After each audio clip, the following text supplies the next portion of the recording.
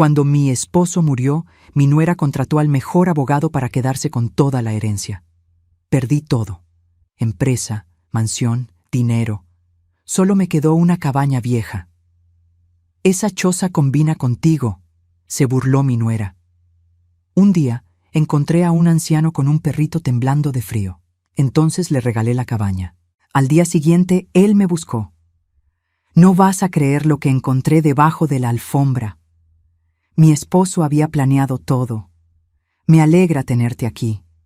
Sigue mi historia hasta el final y comenta desde qué ciudad me estás viendo. Así podré ver hasta dónde ha llegado mi historia. Me llamo Adriana y tengo 62 años. Durante 36 años creí que conocía a mi familia. Me equivoqué. Todo comenzó a desmoronarse en la oficina del abogado Morrison, en el piso 23 del edificio más elegante de Brickell Avenue. El aire acondicionado funcionaba tan fuerte que me castañaban los dientes, pero no era solo por el frío. Era febrero, exactamente un mes después del funeral de Gustavo, mi esposo. Estaba sentada en una silla de cuero negro que crujía cada vez que me movía. A mi izquierda, Carlos, mi hijo de 34 años, revisaba su teléfono como si nada de esto le importara. A mi derecha, Romina, mi nuera de 30 años, vestía un traje negro de diseñador que probablemente costaba más que mi auto. Sus uñas perfectas tamborileaban contra la mesa de caoba mientras esperábamos. El abogado Morrison era un hombre delgado con gafas doradas que reflejaban las luces de la ciudad. Abrió una carpeta gruesa y carraspeó. «Bueno, procedamos con la lectura del testamento de Gustavo Herrera». Yo me incliné hacia adelante. Durante 36 años de matrimonio, Gustavo y yo habíamos construido todo juntos. La empresa de importaciones que empezó en el garaje de nuestra primera casa y que ahora valía $2.800.000. La hermosa mansión en Coral Gables donde criamos a Carlos. Los ahorros, las inversiones, una vida entera de trabajo conjunto. Morrison comenzó con las formalidades legales, pero mis ojos se dirigieron hacia Romina. Había algo en su postura, en la forma en que se sentaba muy derecha, como si estuviera esperando algo específico. Carlos mantenía la vista clavada en su teléfono, evitando mirarme. «La empresa familiar Herrera Importaciones», leyó Morrison, «se divide en partes iguales entre Carlos Herrera y Adriana Herrera». Suspiré aliviada. Era lo que esperaba. Pero entonces Morrison continuó. «Sin embargo, existe una cláusula especial redactada 6 meses antes del fallecimiento del señor Herrera». Mi estómago se contrajo. 6 meses. Gustavo había cambiado el testamento 6 meses antes de morir y nunca me lo mencionó. «Debido a las circunstancias especiales de la familia», siguió leyendo Morrison, «y considerando el futuro de la próxima generación, Carlos Herrera recibirá el 70% de la empresa. Adriana Herrera recibirá el 30% restante». Sentí como si me hubieran abofeteado. «¿Circunstancias especiales? ¿Qué significa eso?».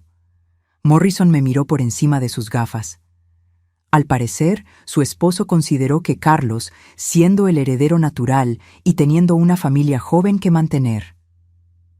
«Gustavo y yo construimos esa empresa juntos», interrumpí, mi voz temblando. «Yo trabajé día y noche durante 30 años». Carlos finalmente levantó la vista de su teléfono. «Mamá, papá pensaba en el futuro. Romina y yo tenemos planes de expandir el negocio». Era la primera vez que me hablaba directamente desde que habíamos llegado. Sus ojos, que solían ser cálidos cuando me miraba, ahora parecían distantes. «Pero esto no termina aquí», continuó Morrison. «Respecto a la residencia familiar en Coral Gables». Mi corazón latía tan fuerte que pensé que todos en la habitación podrían escucharlo. Esa casa no era solo una propiedad. Era donde Carlos había dado sus primeros pasos, donde Gustavo y yo habíamos celebrado cada aniversario, donde habíamos planeado envejecer juntos. La propiedad ubicada en 1247 Anastasia Avenue, valuada en $1.200.000, pasa completamente a nombre de Carlos Herrera. Esta vez no pude contener un gemido. ¿Completamente? ¿Gustavo me dejó sin casa? Morrison siguió leyendo como si estuviera recitando una lista de compras. Las cuentas bancarias conjuntas se dividen: 60% para Carlos, 40% para Adriana. Los vehículos, el Mercedes y el BMW, quedan para Carlos. El Toyota queda para Adriana. Romina se inclinó hacia adelante, sus labios curvándose en algo que no era exactamente una sonrisa. Es solo hasta que te estabilices, Adriana. Carlos y yo hemos estado hablando de esto. ¿Hablando de qué? Mi voz sonaba extraña, como si viniera de muy lejos. Bueno, Carlos se aclaró la garganta. Obviamente no puedes vivir sola en esa casa tan grande. Es demasiado cara de mantener, y francamente, ya no tienes edad para... ¿Ya no tengo edad para qué? Las palabras salieron más fuerte de lo que pretendía. Romina puso una mano sobre la de Carlos, en un gesto que parecía protector, pero que a mis ojos se veía calculado. Lo que Carlos quiere decir es que hemos encontrado un lugar perfecto para ti. Un apartamento en Kendall, muy cómodo, cerca de... No. Me puse de pie tan rápido que la silla crujió. No voy a mudarme a ningún apartamento. Esa es mi casa. Morrison carraspeó incómodo. Señora Herrera, hay una propiedad más mencionada en el testamento. Me senté lentamente, sintiéndome mareada. ¿Qué más podía haber? Existe una pequeña cabaña en Homestead, en la dirección 14589 Old Cutler Road. Esta propiedad queda completamente a nombre de Adriana Herrera. Parpadeé. ¿La cabaña vieja? ¿Esa que Gustavo compró hace años y nunca usamos? La misma, confirmó Morrison. Según los registros, fue evaluada en $8,000. Un silencio extraño llenó la oficina. Entonces Romina comenzó a reírse. Era una risa aguda, cristalina, que rebotaba contra las ventanas del piso 23. «Esa choza combina contigo», exclamó, sin molestarse en disimular su diversión. «Es perfecta, Adriana. Vieja, descuidada, olvidada». Carlos no se rió, pero tampoco me defendió. Se quedó ahí sentado, mirando hacia otro lado, como si de repente las vistas de la ciudad fueran fascinantes. «Romina», dije en voz baja, «esa cabaña tal vez sea vieja, pero mi esposo la compró por alguna razón». «Sí», replicó ella, secándose las lágrimas de tanto reír. «Probablemente se sintió culpable por dejarte prácticamente sin nada y pensó que al menos deberías tener un techo». Morrison cerró la carpeta con un ruido seco. «Bueno, esto concluye la lectura del testamento. Los documentos de transferencia estarán listos la próxima semana». Me quedé sentada, viendo cómo Carlos y Romina se levantaban. Ellos conversaban en voz baja sobre planes para la empresa, sobre cambios que querían hacer en la casa, como si yo no estuviera ahí. «Mamá». Carlos finalmente se dirigió a mí. «Necesitamos que desocupes la casa antes del fin de mes. Romina y yo queremos remodelar antes de mudarnos completamente». «¿Antes del fin de mes?», repetí las palabras como si fueran en un idioma extranjero. «Carlos, eso es en 2 semanas». «Es tiempo suficiente», intervino Romina. «No es como si tuvieras muchas cosas que empacar». Esa noche, de vuelta en mi casa, en la casa que ya no era mía, caminé por los pasillos en silencio. El eco de mis pasos sonaba diferente, como si la casa ya supiera que no me pertenecía. El aroma de las gardenias que Gustavo había plantado en el jardín entraba por las ventanas abiertas, pero ahora olía a despedida. Me senté en el borde de nuestra cama, la cama donde Gustavo había muerto apaciblemente mientras dormía, y traté de entender qué había pasado. ¿Cómo había llegado hasta aquí? ¿Cómo la mujer que había construido un imperio junto a su esposo había terminado prácticamente sin nada? En el buró, junto a mi lado de la cama, estaba la última foto que nos habíamos tomado juntos. Gustavo tenía el brazo alrededor de mis hombros. Ambos sonreíamos. Yo llevaba puesto el anillo de casada que él me había regalado 36 años atrás. Un simple aro de oro con pequeños diamantes que había comprado cuando aún no teníamos dinero para lujos. Me quité el anillo y lo sostuve contra la luz. Era lo único de valor que me quedaba, aparte de esa misteriosa cabaña que ni siquiera recordaba haber visitado. Al día siguiente, mientras empacaba mis pertenencias en cajas de cartón que Carlos había traído para ayudarme, encontré una vieja llave en el cajón del escritorio de Gustavo. Era dorada y pequeña, diferente a todas las otras llaves de la casa. Cuando le pregunté a Carlos sobre ella, se encogió de hombros. Ni idea. Papá tenía muchas llaves raras. Romina, que estaba midiendo las ventanas para cortinas nuevas, ni siquiera volteó a ver. Probablemente sea de esa cabaña horrible. Deberías tirarla junto con el resto de la basura vieja. Pero algo me hizo guardar la llave en mi bolso. Tal vez era puro sentimentalismo, o tal vez era lo último que me conectaba con los misterios de mi esposo. 2 semanas después, mientras cargaba la última caja en mi Toyota, Carlos se acercó a mí. Por un momento pensé que tal vez se había dado cuenta de lo injusto de la situación, que tal vez el hijo que había criado con tanto amor finalmente aparecería.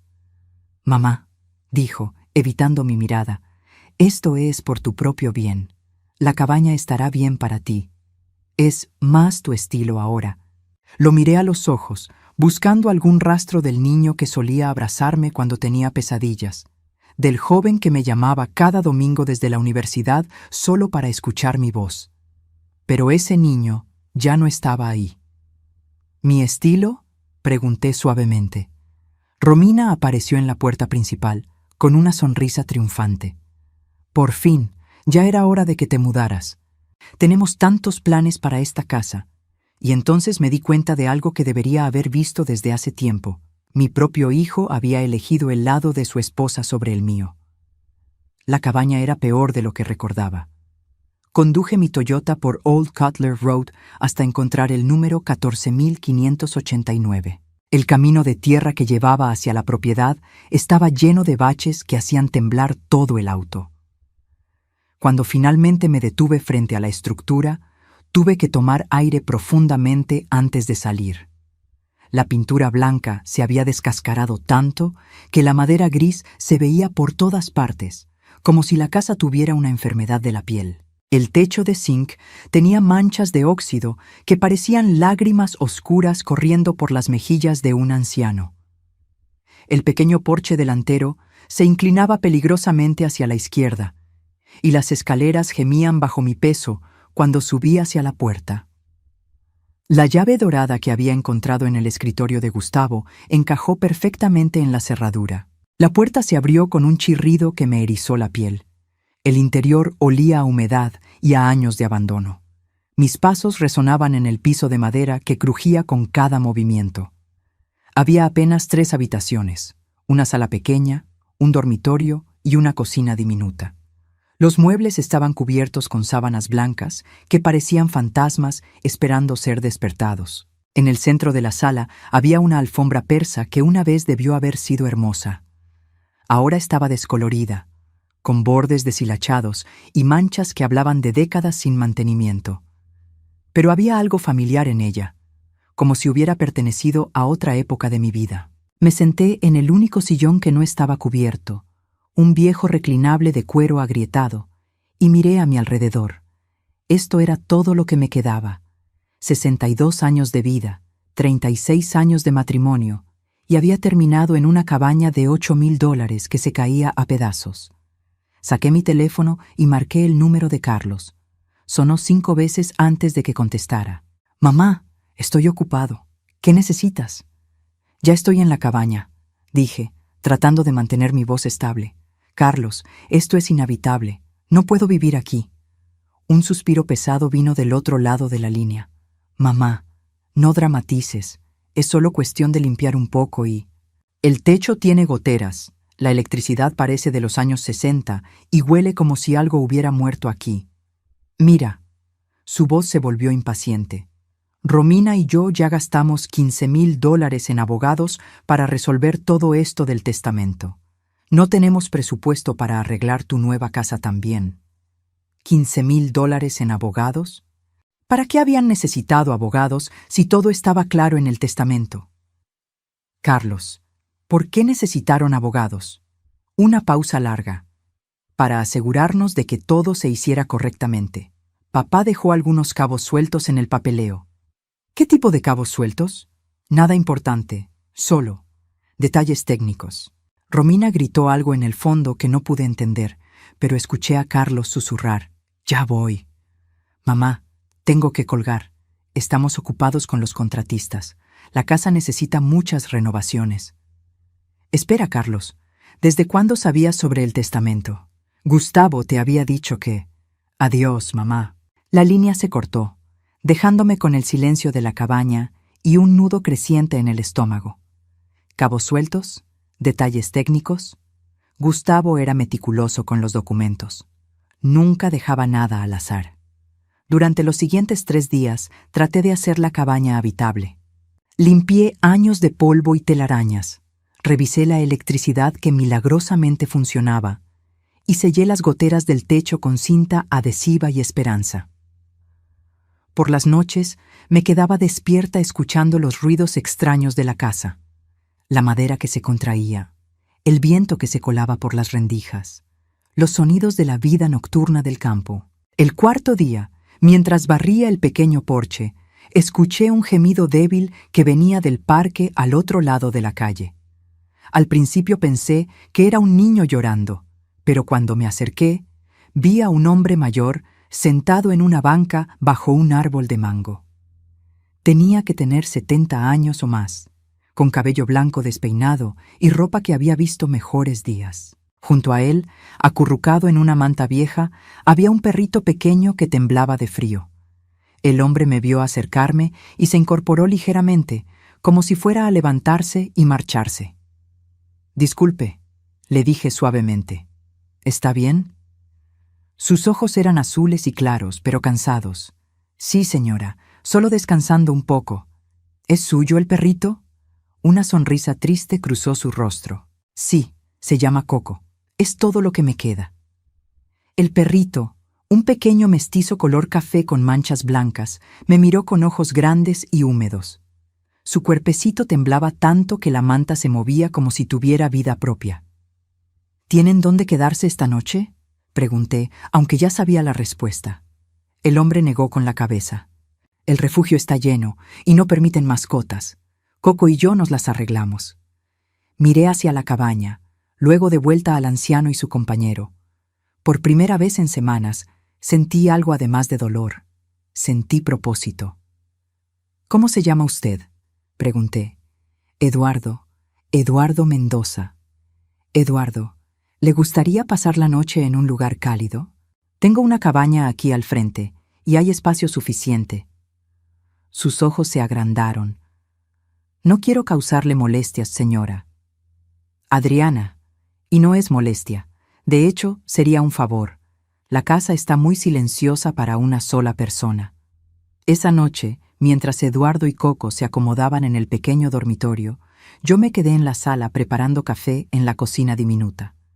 Había algo reconfortante en tener vida en la casa, en escuchar a alguien más moverse por las habitaciones. Eduardo resultó ser un hombre educado y gentil. Había sido maestro de escuela primaria durante 40 años, hasta que su esposa murió y él perdió la casa por gastos médicos. Llevaba 6 meses viviendo en la calle con Coco, sobreviviendo de la amabilidad de extraños y su pequeña pensión. «No entiendo por qué es tan generosa conmigo», me dijo, mientras bebíamos café en el porche a la mañana siguiente. «Porque ambos sabemos lo que es perder todo», respondí sin pensarlo. Eduardo me estudió con esos ojos azules perspicaces. «¿Usted también perdió su hogar?». Le conté mi historia.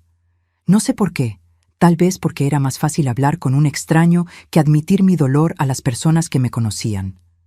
Le hablé del testamento, de Carlos, de Romina, de cómo había pasado de tener una vida cómoda a estar sentada en una cabaña destartalada preguntándome dónde había salido todo mal. «Su esposo», dijo Eduardo cuando terminé, «¿era el tipo de hombre que haría algo así sin una buena razón?». «No», respondí inmediatamente. «Gustavo era justo, considerado. Nunca tomaba decisiones importantes sin consultarme. Por eso todo esto es tan extraño». «Tal vez había algo que usted no sabía».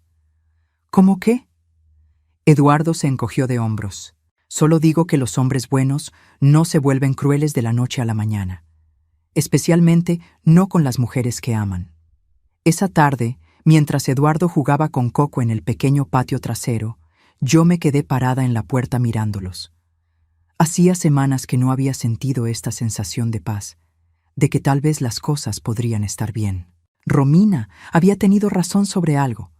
Esta cabaña era vieja, descuidada y olvidada. Pero tal vez eso no era algo malo. Tal vez yo también necesitaba un lugar donde pudiera ser vieja, descuidada y olvidada por un tiempo, hasta que pudiera encontrar mi camino de regreso a quien realmente era. Eduardo, le dije cuando regresó al porche, ¿qué le parecería si le regalo la cabaña? Se quedó inmóvil, con Coco en sus brazos. Disculpe. Esta casa, se la regalo. Usted y Coco necesitan un hogar, y yo necesito empezar de nuevo en otro lugar. Señora Adriana, no puedo aceptar. Sí puede, lo interrumpí, y lo va a hacer. Porque algunas veces, cuando todo se ve oscuro, lo único que podemos hacer es un acto de bondad y confiar en que el universo nos lo devuelva de alguna manera. Los ojos de Eduardo se llenaron de lágrimas. No sé qué decir. Diga que sí. Sí, susurró. Gracias. Esa noche, mientras empacaba mis pocas pertenencias para irme al día siguiente, sentí algo que no había experimentado en meses. Esperanza.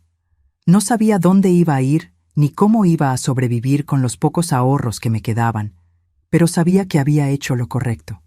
A veces, cuando perdemos todo, descubrimos quiénes realmente somos. Y tal vez, solo tal vez, eso era exactamente lo que necesitaba descubrir. Al día siguiente, mientras metía mis últimas pertenencias en el Toyota, Eduardo apareció en el porche con Coco en brazos y una expresión que no sabía cómo interpretar. Sus manos temblaban ligeramente, y sus ojos azules brillaban con una mezcla de excitación y nerviosismo. «Señora Adriana», me llamó con voz entrecortada, «necesita ver esto. Por favor, no se vaya todavía». Dejé la maleta en el suelo del auto y me volteé hacia él. «¿Qué pasa, Eduardo? ¿Está todo bien?» «Anoche, después de que usted se acostara», comenzó bajando a Coco al suelo. No podía dormir. La emoción de tener un hogar propio después de tanto tiempo. Decidí limpiar un poco más la casa, como una forma de agradecimiento. Caminé hacia el porche, intrigada por su tono urgente. «Estaba moviendo esa alfombra persa de la sala», continuó, señalando hacia adentro, porque Coco había hecho sus necesidades debajo y quería limpiar bien. Cuando levanté la alfombra, su voz se quebró. Se llevó una mano temblorosa a la frente y respiró profundo. «Eduardo, me está asustando». «¿Qué encontró?» «Venga conmigo», dijo simplemente. Lo seguí hasta la sala. La alfombra persa estaba doblada en una esquina, revelando las tablas del piso de madera.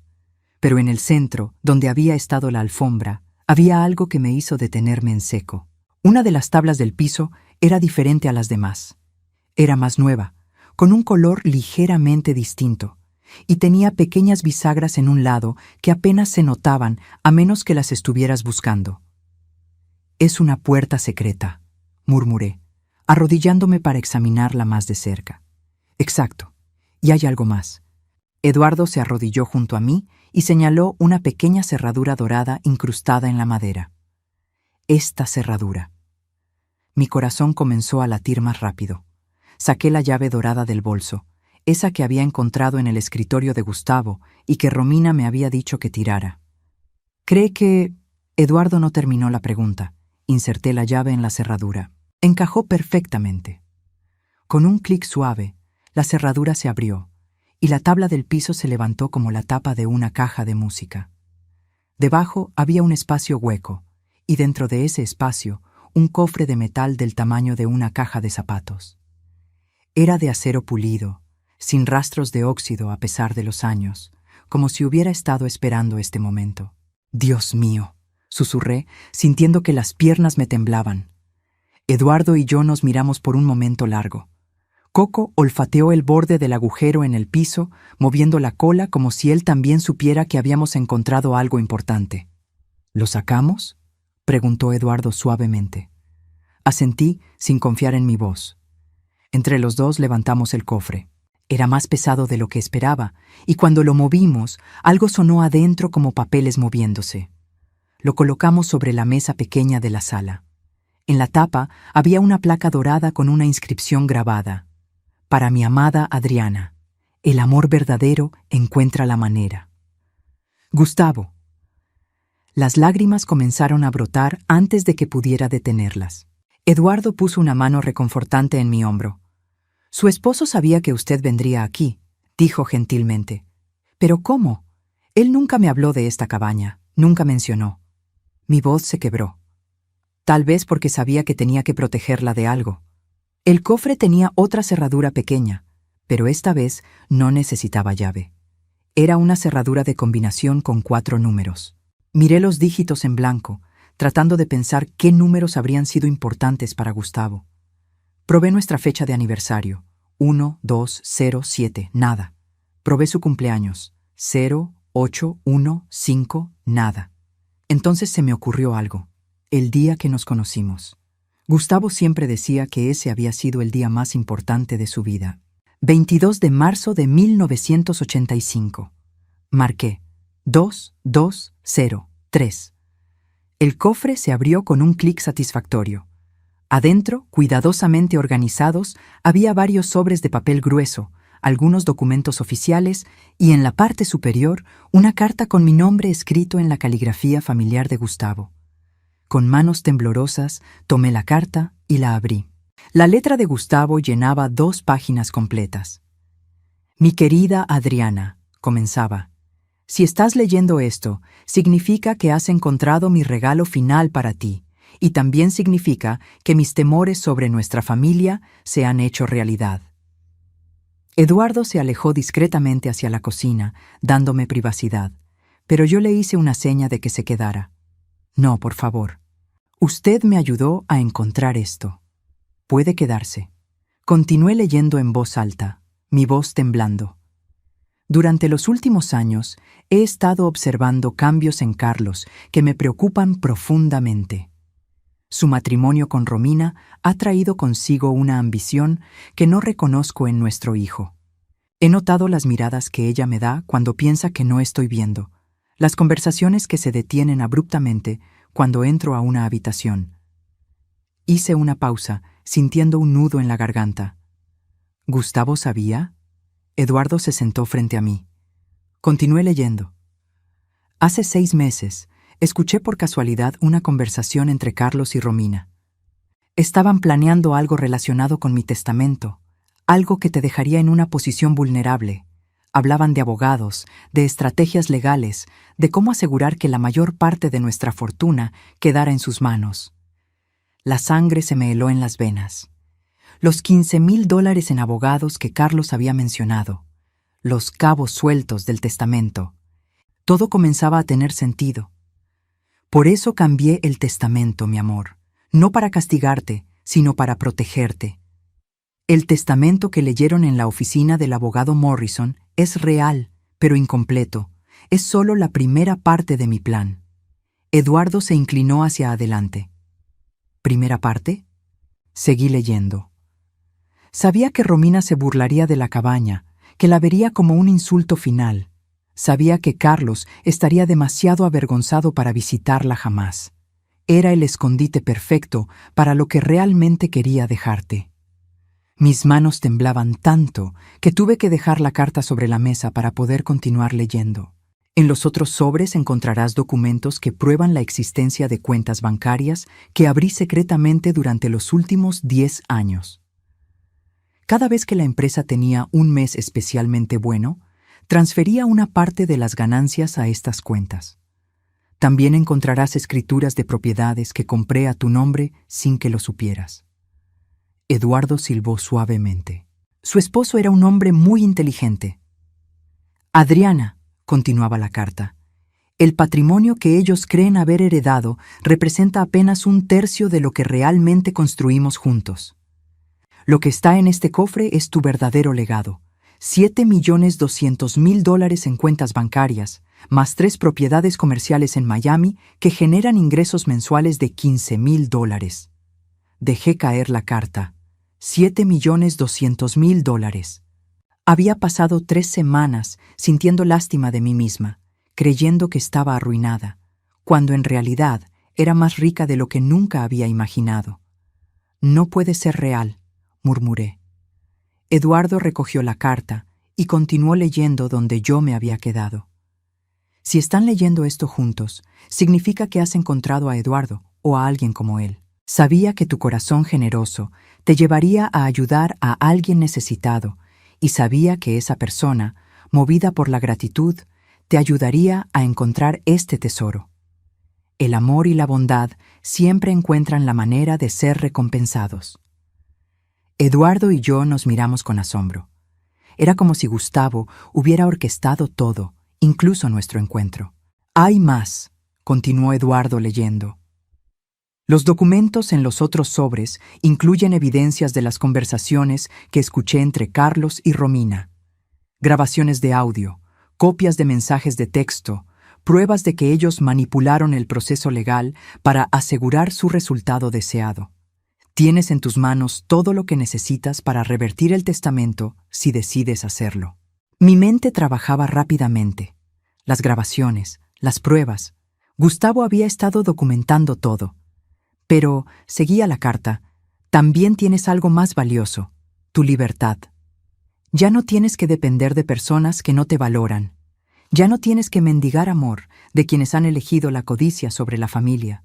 Puedes elegir tu propio camino. Eduardo terminó de leer la carta. Usa este regalo sabiamente, mi amor. Confía en tu corazón, como siempre lo has hecho. Y recuerda, este no es el final de tu historia. Es apenas el comienzo de tu verdadera libertad. Te amo ahora y siempre. Tu devoto esposo, Gustavo. Nos quedamos en silencio durante varios minutos. Coco se había acurrucado a mis pies, como si entendiera que algo importante había sucedido. Finalmente, abrí el primer sobre. Adentro había estados de cuenta bancarios que mostraban depósitos regulares durante 10 años, números que parecían imposibles. $500,000 en una cuenta, 800,000 en otra, 1,500,000 en una tercera. El segundo sobre contenía escrituras de propiedad. 3 edificios comerciales en áreas prósperas de Miami, todos pagados completamente, todos generando rentas sustanciales. El tercer sobre era el más pesado. Contenía un dispositivo de grabación digital y varios CDs marcados con fechas de los últimos 6 meses. «Eduardo», dije finalmente, mi voz apenas un susurro. Mi esposo me devolvió la vida desde la tumba. No, me corrigió gentilmente. Él la protegió para que usted pudiera vivir la vida que merece. Esa noche, Eduardo insistió en cocinar para celebrar. Mientras él preparaba una cena sencilla en la pequeña cocina, yo me senté en el porche con todos los documentos extendidos sobre la mesa. Por primera vez en meses, me sentía como si pudiera respirar completamente. Gustavo no me había abandonado. No me había dejado sin nada. Había hecho exactamente lo opuesto. Me había dado la libertad de elegir mi propio futuro. Pero ahora tenía una decisión que tomar. ¿Qué iba a hacer con esta información? Esa noche no pude dormir. Me quedé despierta en el sofá de la sala, con los documentos de Gustavo extendidos a mi alrededor como piezas de un rompecabezas que finalmente comenzaba a formar una imagen completa. Eduardo había insistido en que me quedara una noche más para procesar todo lo que habíamos descubierto. A las 3 de la mañana decidí escuchar las grabaciones. Conecté el dispositivo digital a unos auriculares viejos que había encontrado en una gaveta y presioné play en el primer archivo. La fecha en la pantalla decía 15 de agosto, 6 meses antes de la muerte de Gustavo. Al principio solo escuché estática, luego voces distantes. Gradualmente reconocí las voces de Carlos y Romina. Estaban en nuestra casa, probablemente en la sala, y Gustavo había escondido el dispositivo en algún lugar cercano. «No puede seguir así», decía Romina, su voz clara y calculadora. «Tu padre es demasiado blando con tu madre. Ella tiene demasiada influencia sobre él». «Romina, son casados desde hace 36 años», respondía Carlos, aunque su voz sonaba insegura. «¿Y qué? Eso no significa que ella deba heredar la mitad de todo cuando él muera. Piénsalo, Carlos. Tu madre ya vivió su vida. Nosotros estamos empezando la nuestra. Necesitamos ese dinero para nuestros futuros hijos, para la expansión de la empresa. Pausé la grabación, sintiendo náuseas. Romina había estado planeando la muerte de Gustavo como si fuera una transacción comercial. Continué escuchando. Pero mamá ayudó a construir la empresa, protestaba Carlos débilmente. ¿En serio? ¿Qué hizo exactamente? ¿Contestar teléfonos? ¿Organizar las fiestas de la oficina? Carlos, tú eres quien tiene el MBA. Tú eres quien entiende los negocios modernos. Tu madre es de otra generación. Hubo una pausa larga. Cuando Carlos habló de nuevo, su voz había cambiado. Sonaba más fría. ¿Qué sugieres que hagamos? Tu padre necesita reescribir su testamento. Necesita entender que la empresa estará mejor en manos jóvenes, y si él no lo ve por sí mismo. Romina dejó la frase sin terminar, pero la implicación era clara. ¿Estás sugiriendo que manipule a mi padre? Estoy sugiriendo que le abras los ojos sobre la realidad. Tu madre va a vivir otros 20 años, tal vez 30. Ese dinero va a estar congelado todo ese tiempo mientras nosotros luchamos para construir nuestro futuro. Detuve la grabación y me quité los auriculares. Mis manos temblaban tanto que tuve que agarrarme del brazo del sofá para estabilizarme. Carlos había escuchado a su esposa hablar de mí como si fuera un obstáculo que debía ser removido, y él no me había defendido. Peor aún, había estado de acuerdo. Eduardo apareció en la puerta de la sala, con Coco en brazos. ¿Está bien? La escuché moverse.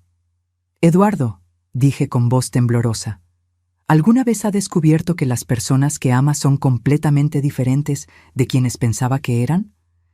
Se sentó en la silla frente a mí. Cuando mi esposa murió, encontré cartas que había escrito, pero nunca me había dado. Cartas donde hablaba de lo orgullosa que estaba de mí, de lo mucho que me amaba. Me di cuenta de que había sido mucho más callada sobre sus sentimientos de lo que yo había entendido. A veces descubrimos que las personas eran mejores de lo que pensábamos. Y a veces descubrimos que eran mucho peores. Terminé por él. Asentí hacia los auriculares. ¿Quiere escuchar lo que su hijo y su nuera dijeron sobre usted? No, respondí inmediatamente. Luego lo reconsideré. Tal vez necesito escucharlo todo. Pasé los siguientes 2 horas, reproduciendo grabación tras grabación. Había docenas de archivos, todos etiquetados cuidadosamente con fechas. Gustavo había estado documentando sistemáticamente las conspiraciones de Carlos y Romina durante meses. En una grabación de septiembre, Romina hablaba sobre consultar con abogados sobre formas legales de maximizar la herencia de Carlos. En octubre, discutían sobre cómo convencer a Gustavo de que yo era financieramente irresponsable y que necesitaba supervisión de mis finanzas. En noviembre, la conversación más devastadora de todas. Carlos decía, «A veces siento como si hubiera 2 madres diferentes, la que me crió y esta versión que se ha vuelto tan dependiente y necesitada». Romina respondía, «Eso pasa cuando las mujeres no tienen propósito propio. Se aferran a sus hijos porque no tienen nada más. Tu madre necesita aprender a ser independiente». Pero ¿cómo va a sobrevivir con solo una pequeña porción de la herencia? Esa es la cuestión, Carlos. Tendrá que aprender, y nosotros no podemos ser responsables de cuidarla para siempre. Cuando esa grabación terminó, me quité los auriculares y lloré. No lágrimas de tristeza, sino de una ira más pura de la que había sentido jamás. Durante meses había estado cuestionándome, preguntándome qué había hecho mal, cómo había fallado como madre. Pero no había sido mi falla, había sido su traición. Eduardo me alcanzó una caja de pañuelos. «Lo siento mucho, Adriana». «No», dije, secándome los ojos. «No lo sienta. Ahora entiendo todo». Saqué otro sobre del cofre, uno marcado con «para abrir después de escuchar las grabaciones». Adentro había otra carta de Gustavo, más corta que la primera. «Mi querida esposa», había escrito, «espero que las grabaciones no hayan sido demasiado dolorosas de escuchar. Necesitabas saber la verdad completa para poder tomar decisiones informadas sobre tu futuro». Continué leyendo. Durante 40 años en los negocios, aprendí que hay dos tipos de personas, aquellas que crean valor y aquellas que solo lo toman. Carlos y Romina se han revelado como personas que solo toman. Tú, mi amor, has sido toda tu vida una persona que crea valor, que da amor, sin calcular el retorno. Eduardo escuchaba mientras yo leía en voz alta. Pero hay algo más que necesitas saber. Las grabaciones que acabas de escuchar no son las únicas evidencias que dejé para ti.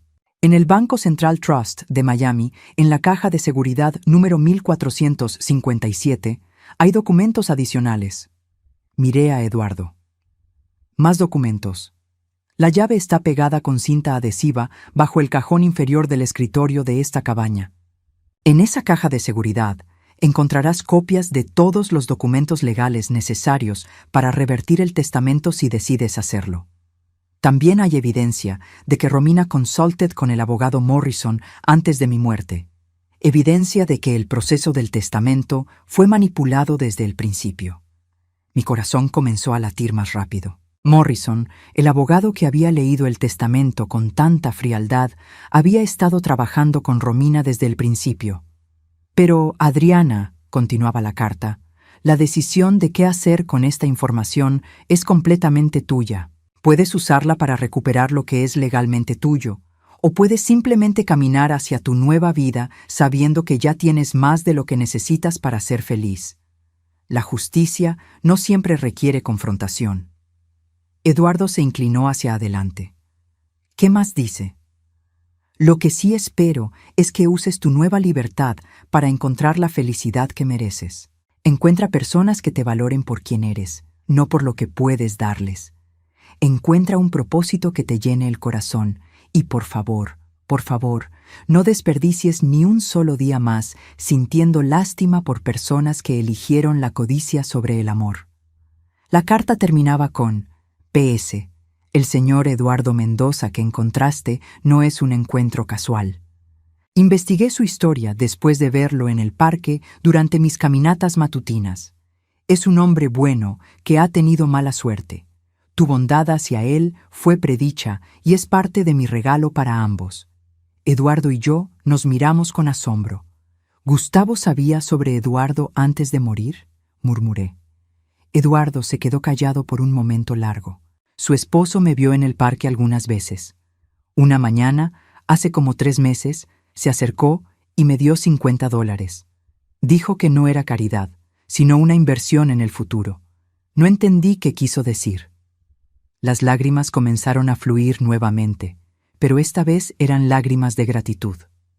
Gustavo había orquestado todo. Había planificado hasta el más mínimo detalle para asegurar que yo encontrara no solo seguridad financiera, sino también un propósito y una conexión humana genuina.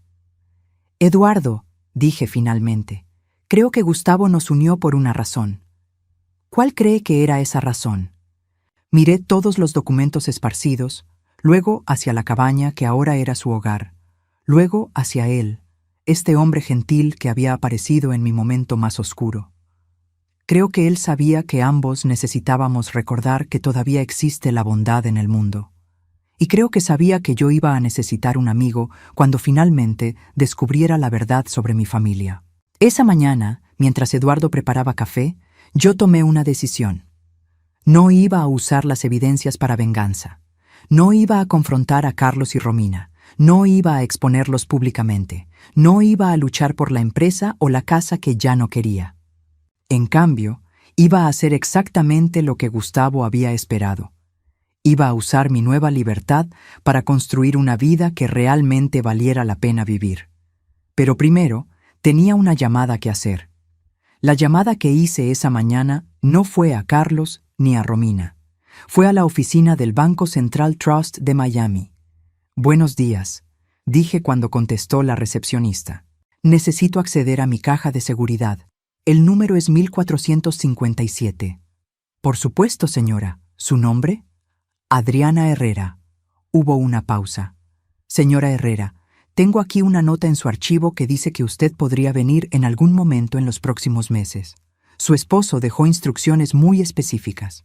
Gustavo había pensado en todo, hasta en el más mínimo detalle. 2 horas después, Eduardo y yo estábamos sentados en una sala privada del banco mientras el gerente, un hombre mayor llamado señor Patterson, abría la caja de seguridad frente a nosotros. Su esposo era un cliente muy estimado, dijo Patterson mientras colocaba la caja sobre la mesa. Venía aquí cada mes durante los últimos años. Siempre preguntaba por usted, señora Herrera. Hablaba de lo orgulloso que estaba de su matrimonio.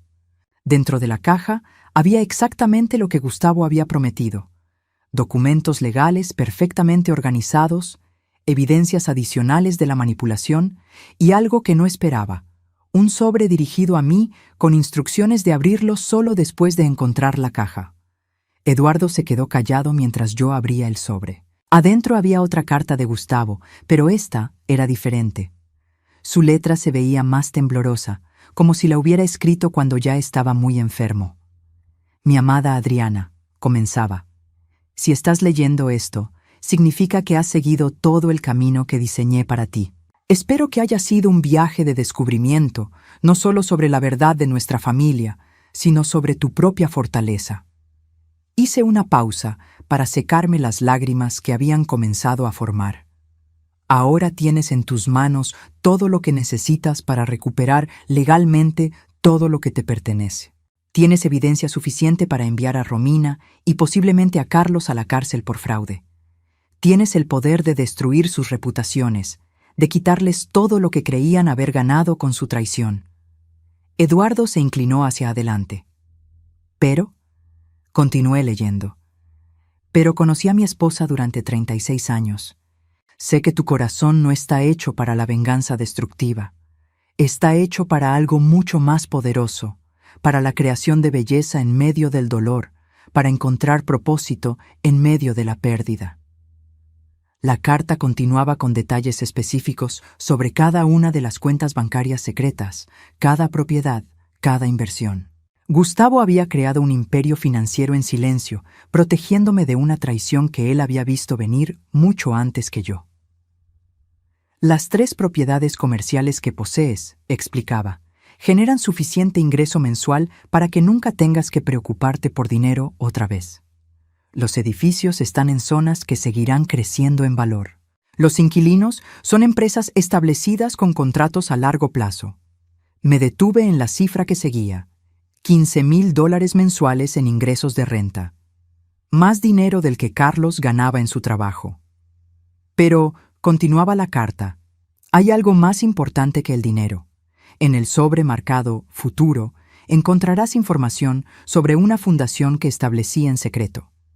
Está diseñada para ayudar a personas como Eduardo, personas que han perdido sus hogares por circunstancias fuera de su control.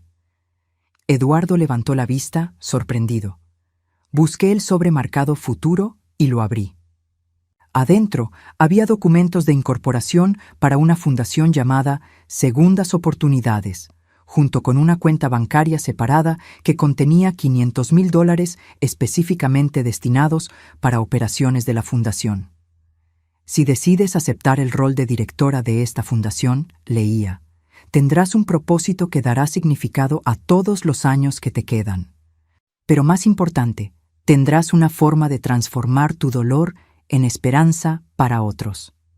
Eduardo, le dije, volteando hacia él, ¿qué opina de convertirse en el primer beneficiario oficial de una fundación? Sus ojos se llenaron de lágrimas. Señora Adriana, yo no. Y ahora interrumpí, sonriendo por primera vez en semanas. ¿Qué opinaría de ser mi socio en dirigir esta fundación? ¿Socio? Usted conoce las calles, conoce a las personas que necesitan ayuda. Yo tengo los recursos. Gustavo sabía exactamente lo que estaba haciendo cuando nos presentó. Esa tarde, de regreso en la cabaña, tomé la decisión que definiría el resto de mi vida. Marqué el número de Carlos. «Mamá», contestó, sonando sorprendido. «¿Cómo estás? ¿Te has instalado bien en la cabaña?» Su voz sonaba normal, hasta cariñosa, como si las conversaciones que había escuchado en las grabaciones hubieran sido protagonizadas por un extraño. «Carlos», dije calmadamente, «necesito preguntarte algo, y quiero que seas honesto conmigo». «Claro, mamá». «¿Qué pasa?» ¿Alguna vez sentiste que yo fui una buena madre para ti? Hubo una pausa larga. ¿Por qué me preguntas eso? Solo responde, por favor. Por supuesto que fuiste una buena madre. Fuiste. Eres maravillosa. ¿Y crees que merezco ser tratada con respeto y amor? Mamá, ¿de dónde vienen estas preguntas? Responde Carlos. Sí, por supuesto. Entonces quiero que sepas algo, dije, mi voz manteniéndose sorprendentemente estable. Sé exactamente lo que tú y Romina hicieron. Sé sobre las conversaciones con los abogados. Sé sobre los planes para manipular el testamento. Sé sobre cada conspiración para quitarme lo que era legalmente mío. El silencio del otro lado de la línea fue total. Mamá, yo no sé de qué estás hablando. No me mientas, Carlos. No ahora. Tu padre sabía todo. Él documentó todo. Escuché a Romina gritando algo en el fondo, luego pasos apresurados. ¿Qué quieres? La voz de Carlos había cambiado completamente. Era fría, defensiva. No quiero nada de ustedes, respondí. De hecho, llamo para decirte que pueden quedarse con todo lo que obtuvieron del testamento. La empresa, la casa, las cuentas bancarias que conocen. ¿Qué?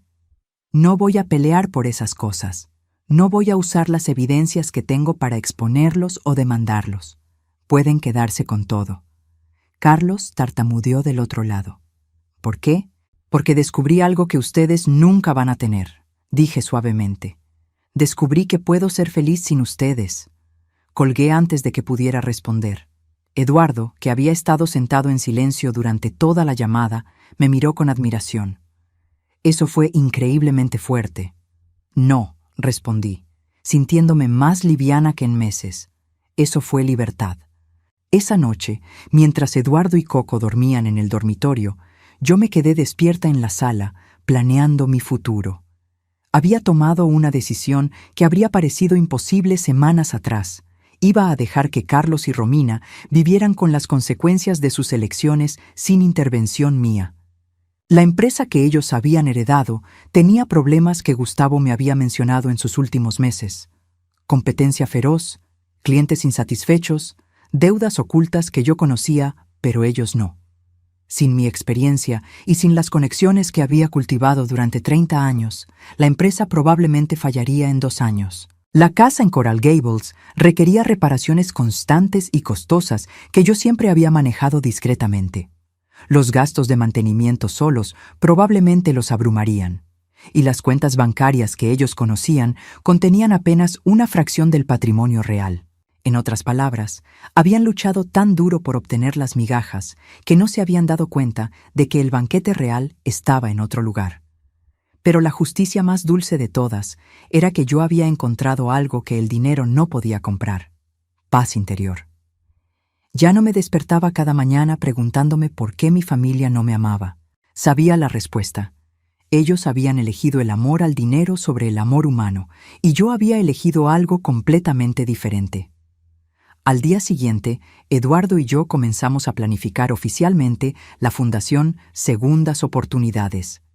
Visitaríamos refugios, hablaríamos con trabajadores sociales, identificaríamos a personas como Eduardo que necesitaban no solo un techo, sino una oportunidad de reconstruir sus vidas con dignidad. ¿Estás segura de que quiere hacer esto?, me preguntó Eduardo mientras revisábamos los documentos legales de la fundación. Eduardo, le dije, durante 62 años traté de ganarme el amor de personas que habían decidido que no lo merecía. Ahora voy a pasar el resto de mi vida dando amor a personas que sí lo merecen.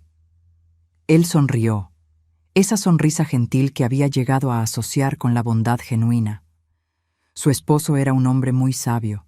Sí, acordé, mirando hacia la alfombra persa que ahora cubría nuevamente el lugar donde habíamos encontrado el cofre. Lo era. Y su último regalo no fue el dinero. Fue enseñarme que el amor verdadero a veces significa proteger a alguien de su propia ingenuidad. Esa noche, por primera vez desde la muerte de Gustavo, dormí profundamente. No soñé con traiciones ni con pérdidas. Soñé con el futuro que estaba a punto de construir, un futuro lleno de propósito y rodeado de personas que elegían la bondad sobre la codicia. La justicia había llegado, no con gritos ni confrontaciones, sino con el silencioso reconocimiento de que algunas batallas se ganan mejor no luchándolas. 6 meses después, estaba sentada en el porche de mi nueva casa, una hermosa propiedad de 2 plantas en Pinecrest que había comprado con mi verdadera herencia.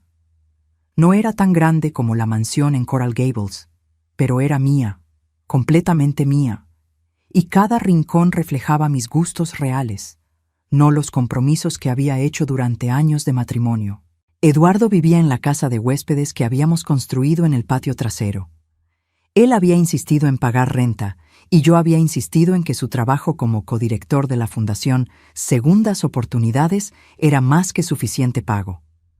Habíamos llegado a un acuerdo.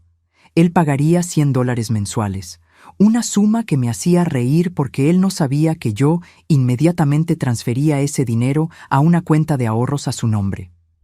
Coco, ahora gordito y brillante después de meses de cuidado veterinario y comida regular, dormía a mis pies en el porche. Se había convertido en la mascota no oficial de la fundación, visitando a cada nueva familia que ayudábamos, como si entendiera que su papel era llevar esperanza a otros que habían perdido sus hogares. «Buenos días, jefa», dijo Eduardo, acercándose con 2 tazas de café cubano. Era nuestro ritual matutino, planificar el día mientras veíamos el amanecer desde el porche. «Buenos días, socio», respondí, tomando mi taza. ¿Cómo durmió la familia González? Los niños estuvieron un poco nerviosos la primera noche en la nueva casa, pero María dice que finalmente se sintieron seguros. El señor González ya tiene 2 entrevistas de trabajo programadas para esta semana. Sonreí. La familia González era nuestro caso número 27. En 6 meses, habíamos ayudado a 27 familias a encontrar no solo vivienda temporal, sino empleos estables y, más importante, dignidad. Eduardo había resultado ser un genio para identificar a personas que realmente necesitaban una segunda oportunidad versus aquellas que solo querían una donación fácil. ¿Y la señora Chen? ¿Cómo va con el curso de inglés? Terminó el nivel básico la semana pasada. Dice que quiere abrir un pequeño restaurante cuando ahorre suficiente dinero. La señora Chen era una refugiada vietnamita de 68 años que había perdido a su familia en un incendio. Cuando la conocimos, estaba durmiendo en su auto en el estacionamiento de un supermercado. Ahora vivía en un pequeño apartamento que la fundación rentaba para ella, trabajaba medio tiempo limpiando oficinas y estudiaba inglés con la determinación de alguien que se niega a rendirse. Mi teléfono sonó. Miré la pantalla y vi un número que no había visto en meses. Carlos. Eduardo notó mi expresión. ¿Quiere que me vaya? No, dije, levantando el teléfono. Ya no tengo secretos que proteger. Hola, Carlos. Mamá. Su voz sonaba cansada, derrotada. ¿Cómo estás? Estoy muy bien. ¿Qué necesitas? Una pausa larga. ¿Podemos vernos? Necesito hablar contigo. ¿De qué quieres hablar, Carlos? De todo. De la empresa, de la casa, de lo que hice. Había estado esperando esta llamada. No porque la hubiera deseado, sino porque Gustavo había predicho que llegaría. En su última carta, la que había encontrado en el banco, había escrito: Carlos eventualmente se dará cuenta de lo que perdió. Cuando eso pase, la decisión de perdonarlo o no será tuya, y yo confío en tu corazón para tomar la decisión correcta. ¿Dónde quieres que nos veamos?, pregunté. ¿Podrías venir a la casa? La casa de Coral Gables, digo. Hay cosas que necesito mostrarte. 2 horas después, Eduardo y yo llegamos a la que había sido mi casa durante 30 años. El contraste era impactante. El jardín que yo había cuidado meticulosamente estaba descuidado. Las gardenias que Gustavo había plantado estaban muertas y la pintura se veía descolorida. Había carteles de se vende en el patio frontal de 3 casas vecinas. Carlos me recibió en la puerta. Se veía 10 años más viejo que la última vez que lo había visto. Había perdido peso, tenía ojeras profundas y su ropa se veía arrugada como si hubiera dormido con ella puesta. «Mamá», dijo, y por primera vez en años sonaba como el niño que yo recordaba. «Gracias por venir». «¿Dónde está Romina?», pregunté mientras entraba. «Se fue», dijo simplemente. Hace 3 semanas. Eduardo y yo intercambiamos miradas. ¿Se fue? Cuando se dio cuenta de que la empresa iba a quebrar y que íbamos a perder la casa, decidió que yo ya no era una inversión viable. Esas fueron sus palabras exactas. Caminamos hacia la sala. Los muebles elegantes seguían ahí, pero todo se veía polvoriento y desordenado. Había cajas por todas partes, como si Carlos hubiera estado empacando.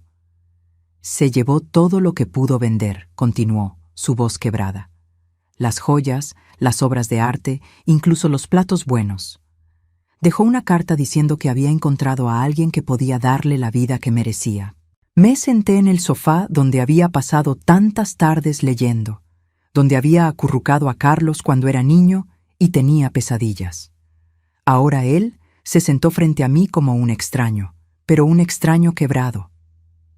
«Carlos», dije gentilmente, «¿qué pasó con la empresa?» Se cubrió la cara con las manos. «Quebró. Los clientes se fueron cuando se dieron cuenta de que yo no tenía ni idea de cómo mantener las relaciones que tú y papá habían construido. Los empleados renunciaron cuando no pude pagarles. Los acreedores están demandando. ¿Y la casa? En ejecución hipotecaria. Aparentemente, papá había tomado una segunda hipoteca el año antes de morir, y yo nunca supe cómo manejar los pagos». Levantó la vista hacia mí y sus ojos estaban llenos de lágrimas. «Mamá, fui tan estúpido, fui tan increíblemente estúpido». Eduardo permaneció callado, pero pude ver la compasión en sus ojos. Era el mismo hombre que había temblado de frío en un parque, pero que ahora se había convertido en mi consejero más sabio. «Carlos», dije cuidadosamente, «¿por qué me estás contando esto?» «Porque necesito que sepas que me di cuenta de lo que perdí cuando perdí tu respeto. No solo el dinero, o la casa, o la empresa, te perdí a ti». Sus palabras colgaron en el aire entre nosotros. «Romina me hizo creer que tú eras el problema, que eras controladora, que estabas tratando de mantenerme bajo tu control. Pero cuando ella se fue, cuando todo se derrumbó, me di cuenta de la verdad». «¿Cuál es esa verdad?» «Que tú fuiste la única persona en mi vida que me amó sin condiciones. Y yo elegí a alguien que solo me amaba por lo que podía darle». Las lágrimas comenzaron a rodar por sus mejillas. «No estoy pidiendo que me perdones, mamá. Sé que no merezco perdón. Solo necesitaba que supieras que entiendo lo que hice y que me arrepiento cada día». Miré a mi hijo, este hombre de 34 años que se había vuelto tan perdido, y sentí algo que no esperaba, no triunfo, no satisfacción por tener razón, sino una profunda tristeza por todo el tiempo que habíamos perdido. «Carlos», dije suavemente, «hay algo que necesitas saber». Le conté todo, sobre el cofre, sobre las cuentas secretas, sobre cómo Gustavo había protegido nuestra verdadera fortuna. Le expliqué sobre las grabaciones, sobre las evidencias, sobre cómo podría haber destruido su vida si hubiera querido. Cuando terminé, Carlos estaba completamente silencioso. «¿Papá sabía?», preguntó finalmente. «Todo. Él lo sabía todo. ¿Y tú? ¿Tú tenías las evidencias para detenerme?» «Sí, pero no las usaste». «No. ¿Por qué?» Me incliné hacia adelante. «Porque, Carlos, tu padre me enseñó que a veces el amor verdadero significa permitir que las personas enfrenten las consecuencias de sus elecciones, no para castigarlas, sino para que puedan aprender y crecer. Pero yo perdí todo». «No», dije firmemente. «Perdiste dinero, perdiste propiedades, perdiste a una mujer que nunca te amó realmente, pero puedes recuperar lo que realmente importa». «¿Qué es eso?»